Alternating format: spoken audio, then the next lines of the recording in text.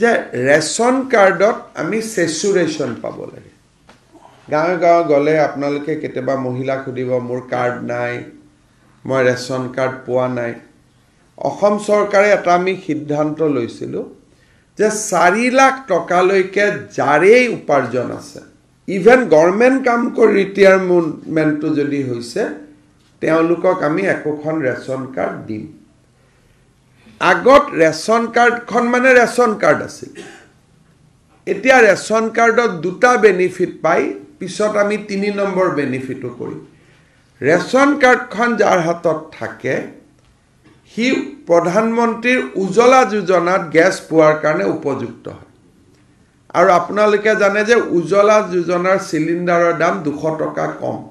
তানে প্ৰত্যেক মাহত ৰেচন কাৰ্ড পালে 200 টকা পোৱা বুজায় দ্বিতীয়তে ৰেচন কাৰ্ডখন থাকিলে 5 কেজিৰ চাউল পায়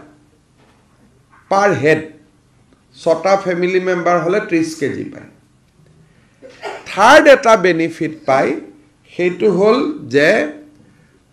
মুখ্যমন্ত্ৰী আৰু প্ৰধানমন্ত্ৰীৰ আয়ুষ্মান ভাৰত যোজনাৰ কাৰ্ডখন পায়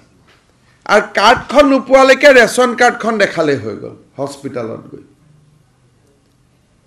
কাৰ্ড দিওঁতে কেতিয়াবা সময় লাগে কিন্তু কাৰ্ডখন নাহালেকে ৰেচন কাৰ্ডেই কাৰ্ড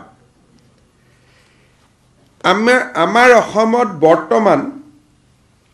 এই প্ৰক্ৰিয়াত অহা 16 তাৰিখৰ পৰা আমি 42,85,745 জন লোকক আমি ৰেচন কাৰ্ড দিম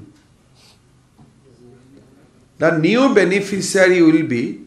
42,85,745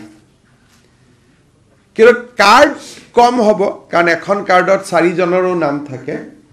কাৰ্ড হিচাপত যদি চাই 10,73,479 ব্যক্তি হিচাপত চালে 42,85,745 এটো মুখ 3-4 বছৰ লাগিব যে প্ৰত্যেক ৰেচন কাৰ্ডৰ মানুহে একোখনকৈ অৰুণোদয় পাওক বাট এতিয়া সম্ভৱ নহয় কাৰণ ৰেচন কাৰ্ডৰ মানুহ 62 লাখ ফ্যামিলি আমি 30 লাখ দিছো কিন্তু আগলৈকে গৈ আমাৰ এটো এটা ইচ্ছা থাকিব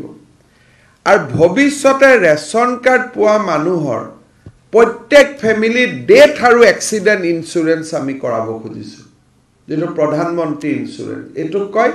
সেচুৰেশন মডেল ইয়াৰ ওপৰত এইবাৰ বাজেটৰ সময় আমি বিশেষকৈ আলোচনা কৰিম how we can bring saturation